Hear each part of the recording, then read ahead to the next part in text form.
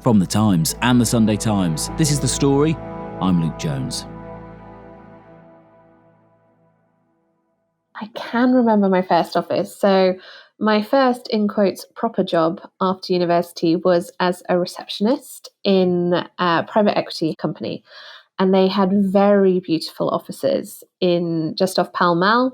Oh, it was very glamorous. It was all dark wood. And this was the early 2000s. So it was sort of coming into what I guess we would call a modern office, but it wasn't quite there yet. As the receptionist, I remember I had to be groomed to perfection, something that doesn't come naturally to me. I remember getting feedback once that I wasn't wearing enough lipstick. That's 2004 for you. The offices themselves, I had this big mahogany desk that I used to sit behind. I had a switchboard that the calls would come in on. And every day we used to have somebody with a tea trolley who would come round in the afternoon with tea and cakes that had been freshly baked that day. It was a little bit Mad Men, a little bit Succession. I was there from 8 a.m. till 4 p.m. and being on time at 8 a.m. was very, very important. There was no, I've got stuck on a tube, I'm running about 10 minutes late. So it was a very different world. Completely different. The pandemic shook office life up almost immediately. Remote working was not just an option, it was the only option. If you wanted a tea trolley, you'd have to get it yourself. And now we can be back within 2 meters of actual humans. Office working hasn't at all gone back to what it was before. The home working genie is out of the bottle. Most people want a mix, but there are mixed signals. Some companies are ordering staff back to the office. Amazon has just told its workers they need to be back behind their Amazon desks 5 full actual days an actual week. But the government here want to legislate to protect hybrid working. The government says it wants to end the culture of presenteeism in Britain's workplaces. Speaking to The Times, the Business Secretary, Jonathan Reynolds, says a default right to flexible working will make staff more productive. Is that right? Is zooming on your sofa here to stay? Why are the government getting involved? And who is going to chat to Martin from Accounts by the kettle? The story today. Working from home. Slackers or grafters?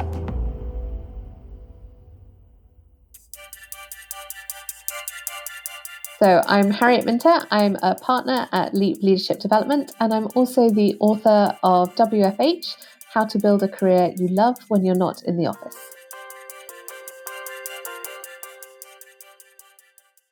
We're talking about working from home because this week it is Labour Party conference. They've got lots of plans they want to do now they're in government. But one interesting facet of all of this is this employment rights package, which they are slowly going to be unveiling over the next few months. It's been the subject of heated debate, particularly over one aspect of it, which is this right to hybrid working, if you want.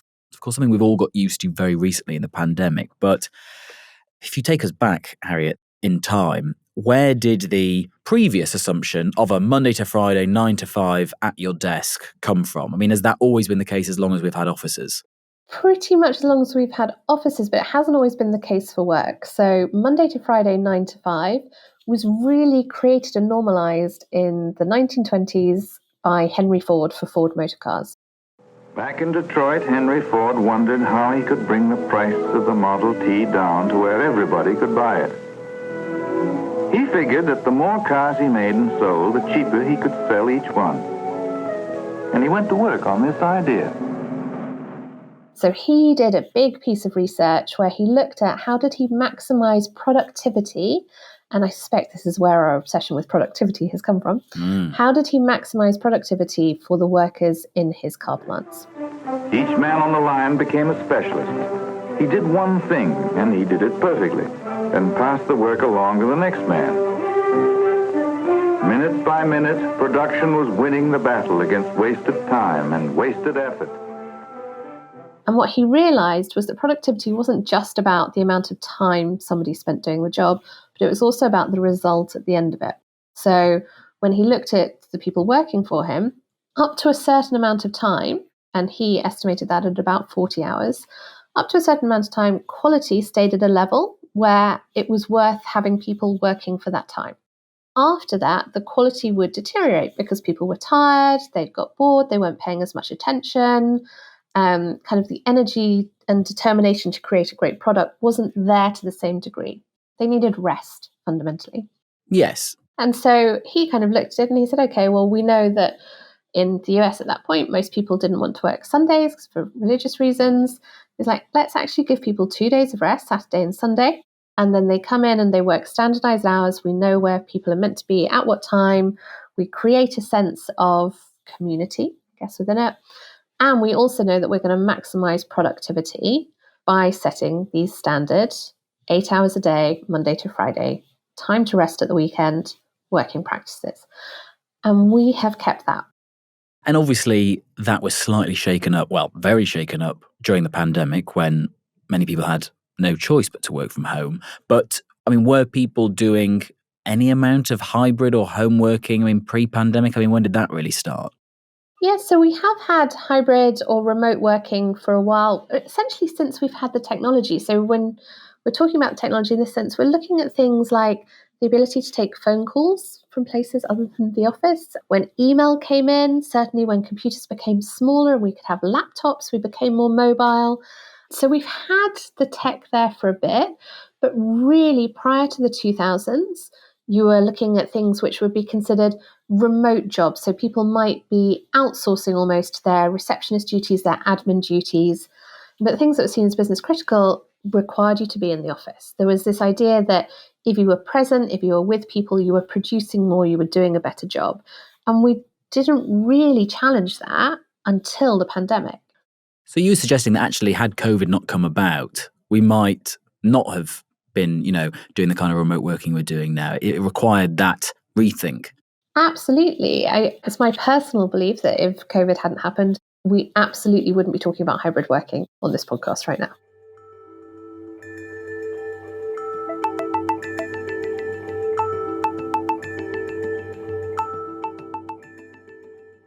And yet we are in this different world now. But I don't know how much. I mean, if we look at the UK workforce, how many of those are actually doing any kind of hybrid working? So the Office for National Statistics puts it at around 40 to 45%. Wow. Yeah, so like nearly half of us. We'll see companies doing a 3 days in the week policy, which is Tuesday, Wednesdays, and Thursdays, which has a delightful acronym. I won't say it on the podcast. I'm sure you can work it out for yourself. But you see other companies, particularly in the US, you see some companies who will have 1 week a month, where employees come together for a week a month. Getting everybody back in the office 5 days a week, it's probably going to be quite hard. An absolute stampede, although a reluctant one, I'm sure. And the business secretary, Jonathan Reynolds, his point with this package of plans which Labour are going to be bringing in this autumn is that hybrid working and actually baking in that right into the legislation will actually help improve productivity. Is that nonsense or not? You hear some people referring to working from home as a, quote, slacker's charter. It's not nonsense, and it's not as straightforward as if you don't have a commute, you're going to be more productive. So when we're looking at productivity, it's not just about time. It's actually about our energy, how committed we're able to be, how much enthusiasm, how rested we are, etc. All of that feeds into productivity. And so what we know from looking at people's attitudes to hybrid working is there have been lots of surveys done, and pretty much every survey comes back the same, which says roughly 10% of people would like to be in the office full time, 10% of people would like to be remote full time. Everybody else would like to be somewhere in the middle. They want a bit of connection time with their colleagues. They also want to be able to sometimes not come into the office and instead make sure they put that washing on or stay in for a parcel. Yes, and to put my R.C. Henry Ford hat on, though, what they want is not necessarily what's best, is it? Because I might want a bit of time on a Tuesday to stare at a wall and pick my nose and not necessarily get on with the job. So this is, again, an interesting way around how we look at productivity, right? Because we think being productive is being sat in front of our computers working away. But I would challenge anyone listening to this to actually keep a detailed note of how much time they are working. Stick your timer on and notice. So most of us really don't have the ability to do 8 hours of focused work. That is very, very rare. In fact, what research shows is that if you're doing anything which is kind of thought-provoking, hard thinking, hard brain work, you've got about 4 hours of good productivity a day. Now, you might be doing other stuff in the remaining 4 hours of your working day. You might be kind of answering some emails that don't require a lot of brain power. You might be doing some creative thinking. You might be going for a coffee with your colleague. But the actual focused doing of the work, it's about 4 hours. And what we've done is we've demonized the fact that our brains need rest in order to do those 4 hours. We're seeing that actually, particularly for people that are doing sort of what we would call knowledge work, which is anything which requires lots of brain power and thought, we're building in rest time. We have been subtly doing that in offices for decades, right? Yeah. We have been sticking our coat on the back of the chair and then tootling off for a coffee and pretending we're still in the office. We've been walking over to our colleague's desk and going for a bit of a gossip. I'm sure we've had people who've been sat in the loo scrolling their phone, right? All of these things that we do that we kind of just don't really admit to, but when we put them in a home setting, we become very judgmental of them. Yes. Could you be doing yourself a disservice, though, if you're not in the office as much as you might have been in the past? I mean, I'm thinking of, there's some suggestions that you're, if you're not there in front of your manager, engaging with them, you're maybe less likely to get a pay rise. You're less likely to go out for pints with your colleagues afterwards and create those bonds that will, enrich your life and working life. Yes, absolutely. There are definitely payoffs, right? So everything has benefits and everything has costs, and that is the same for hybrid working. Now, one of the things that we know is that as humans, we have a presenteeism bias, right? We have a bias for people who are close to us, whether that is we like people who live in the same neighborhood as us, we like our families because we spend more time with them. Same is true in the office. We like people that we see and spend time with more regularly. And if businesses are not careful, what then happens is when they're giving pay and promotion, they're not always giving the pay rises and the promotions to the people who are most deserving of it. They're giving it to the people that they have seen the most recently, that they've spent the most time with, that they feel the most connected to. Yeah. And this is bad both for employees who potentially are missing out, but also for businesses who are leaving themselves open to claims of discrimination. Because one of the things we do know is that hybrid working is most important for those with children. And the most people doing the most hybrid working is women. So you're potentially, as a business, leaving yourself open to claims of discrimination, of sexism, if you're not really carefully monitoring how am I giving out those pay rises and those promotions. Finally, Harriet, why do you think Labour is actually doing this now, making working from home such an important part of not just this, employment rights plan, but, they've got lots of other things that they could have bumped up ahead of this anyway. But what is their long game in this, do you think? I think this is a real brand awareness on Labour's behalf here, right? So there is the old Labour brand of being the party of the working classes. Well, actually, the working classes in Britain, particularly who are voting for Labour, have now shifted. There's lots of middle-class knowledge workers voting for Labour, and they want to support that group of working people. There's also something here about separating themselves from the Tories, from the opposition. The Tories made a big deal when they were in office of everyone back to the office. We are going to count the number of people working in and out of Whitehall every day. We're going to shame you if you don't do it. We're going to give businesses incentives to bring people back to the office. It was a really clear mandate for the Tories. And so going against that for Labour really sets out this is how we're different. That was the old way of working. This is what the future of work is for us. This is how we define it.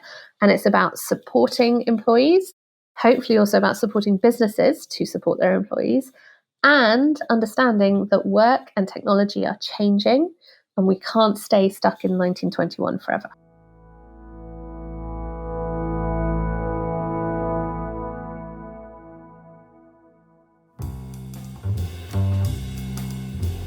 Hello, I'm Chris Smyth. I'm the Whitehall editor of The Times.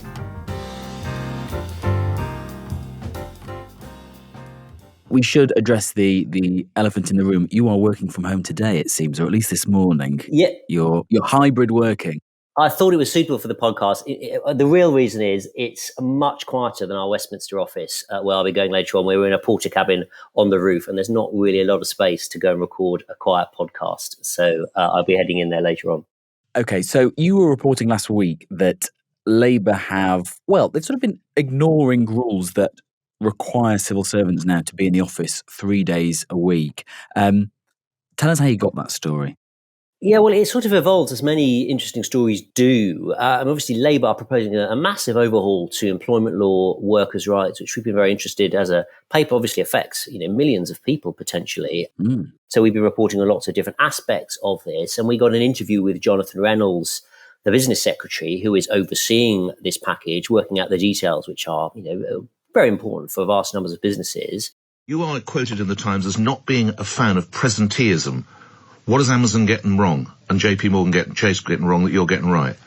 Well, look, if I was talking to a business like that, I would say every piece of evidence that has ever been collated suggests that flexibility, when agreed between employer and employee, is good for productivity, is good for staff resilience, you retain your staff. And we were asking him about flexible working, because one of the key changes is to make people that give workers the right to flexible working as the default, put the onus on employers to say no if they have a good reason to refuse. And he was really emphatic in his defense of flexible working, says it makes people happier, makes people more productive, and interestingly, will grow the economy by dealing with regional inequality if people can work at different places around the country. So having published this story, I thought, well, hang on, what's happened to the rules that the last government set on civil servants? Obviously, the Conservatives were very keen on getting civil servants back to the office. They set this rule at least 60% of the time, so it's roughly 3 days a week. And making inquiries around in Whitehall, the impression I got was, well, the government didn't really want to change it. They didn't really want a fight over relaxing it. But equally, they very much weren't enforcing it. They were saying, we don't care where you work.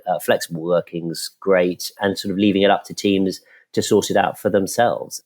Because there was once a time where Cabinet Minister Jacob Rees-Mogg was going around, wasn't he, leaving notes? And there was lots of arguments over maybe one in particular permanent secretary working from their Peloton at home, all of that. Exactly, and Jacob Rees-Mogg was singled out by Jonathan Reynolds, who said this sort of declaring war on working by home was bizarre. So we thought, well, have they scrapped the Jacob Rees-Mogg approach? And it seems they very much have. And Jonathan Reynolds, Chris, for the uninitiated, who he? Yes, he is the business secretary. Doesn't have a huge public profile. Comes from a very, very classic Labour background. Grew up in the Northeast, worked in local government, became a solicitor, advisor to another previous Labour cabinet minister, James Purnell, before basically inheriting his seat. So he's not someone who has a huge amount of commercial experience, indeed, pretty much none at all. But, he is a smart, intelligent bloke, a very nice man, and very chatty and friendly when you speak to him. He's got a deep religious faith, and he's trying to do the right thing, and he's very forgiving. I remember at a party once, one of our colleagues, who will remain nameless, laughed so hard at one of his Jonathan Reynolds' jokes that he sprayed a full mouthful of beer all over him, soaking his suit. And I have to say, that kind of thing does bring out people's character, and he took it very well. Why was he so keen on, I guess, particularly doing an interview on this? I mean, it's something that we haven't heard a lot from ministers about at the moment. I mean, are they worried that it's not really cutting through and it's something that they want to bang the drum about? Well, the workers' rights package as a whole is really the sort of last big radical thing that survived the sort of Ming-Vars strategy of Labour's let's just be cautious to win the election, not frighten the horses approach. The promise of the government was they will have legislation on this within 100 days. So that's really in a couple of weeks now. Massive change to the terms and conditions of millions of people. Business is very concerned about the details. So we're just trying to find out, well, actually, what is going on here? What are the details going to look like? And which bits are we actually going to see in that legislation? And which bits are the government going to push back for another day because they're a little bit too complicated to get right? It was watered down somewhat through the election, was it not? They certainly offered a series of concessions to business who are very worried about this. Now, you could see this as watering down. You could see this as fleshing out the details in a way that the boss is happy. But so, for example, probation periods is a big one. Labour promised to give all employees rights from day one. And it's very unclear, well, what does that mean for a probation period? Can you hire someone and if it goes wrong, you stuck with them? So just to be clear, that is normally where, say, I join the Times and they say, but actually, in the first 3 months, we can get rid of you for no reason because we just realised, actually, we've made a mistake hiring Luke. And they're saying, no, from day one, you should have all your rights and the rest. Well, exactly. They said from day one, you should have all your rights. And businesses, well, hold on, what does that mean for probation periods? That's, pretty important for us. So there's been a well-reported sort of tussle between Jonathan Reynolds and Angela Rayner about how long those probation periods would be. A compromise seems to have been struck there. But also, well, what can you get fined for during that probation period? So it's the details, which can get quite technical, are pretty important for people running businesses. Has there been much grumbling from unions, some who fund Labour, and also from some big businesses? I mean, the type that Rachel Reeves, when she was Shadow Chancellor, was courting quite energetically.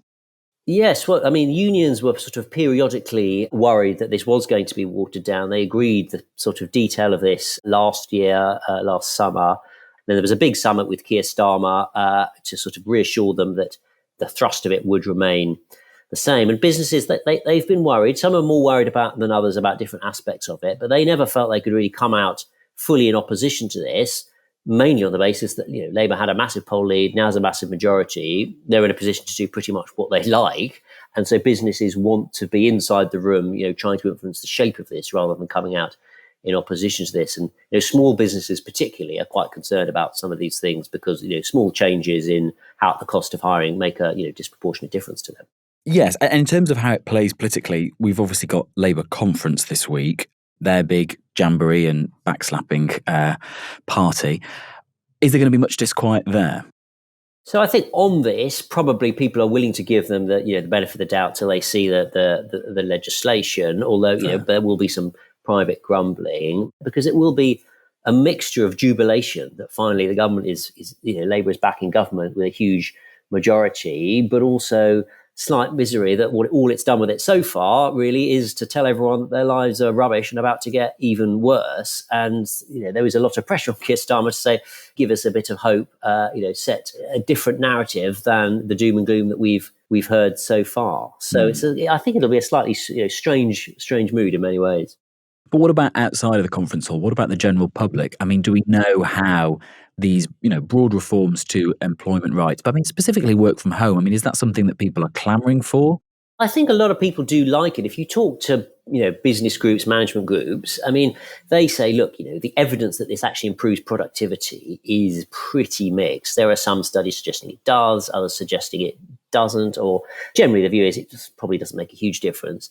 But what it does do, it does make workers happier. If in sectors where they can work from home, flexible working makes people enjoy their jobs more, and it makes them more likely, crucially, to stay with their current employers at a time when there is a pretty tight labour market out there. That is important for a lot of businesses. And on surveys showing, asking people, would you move to a job? What factors would attract you or put you off? The ability to work flexibly comes out pretty highly, so it is an important thing for a lot of people.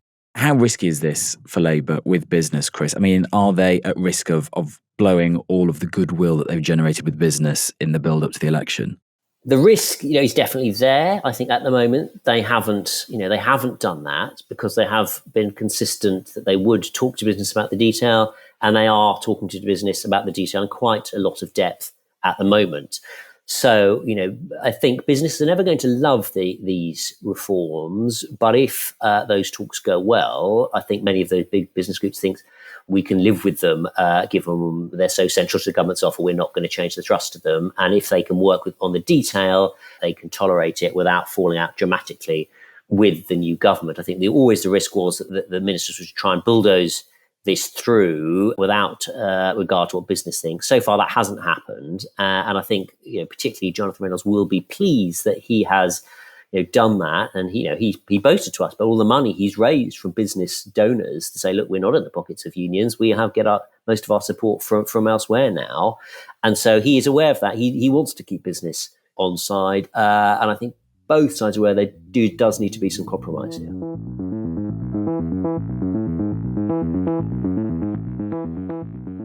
Just finally, I mean, broadly, when is this going to be signed, sealed and delivered on the statute book? So that's mid-October is where we have to see the legislation. That was the promise. Now, we're not going to get that on the statute book by then, but we will have a draft piece of legislation by the middle of October. Jonathan Reynolds, when he spoke to us, said, yeah, it's not going to be overnight. It will take a while to get these details right. So again, you see that compromise of them trying to live up to their promises to the unions to get this out quickly, but also reassure business that they will take the time to ensure that it doesn't sort of change their profit and loss overnight.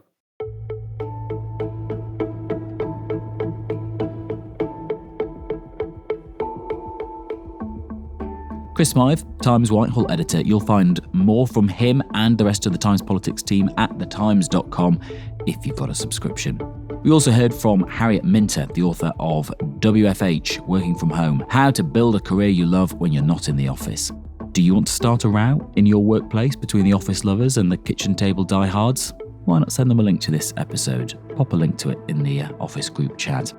The producers today were Will Rowe and Sam Chantarasak. The executive producer was Kate Ford, and sound design and theme composition was by Mauro Seto. I'm Luke Jones, and I'll see you soon.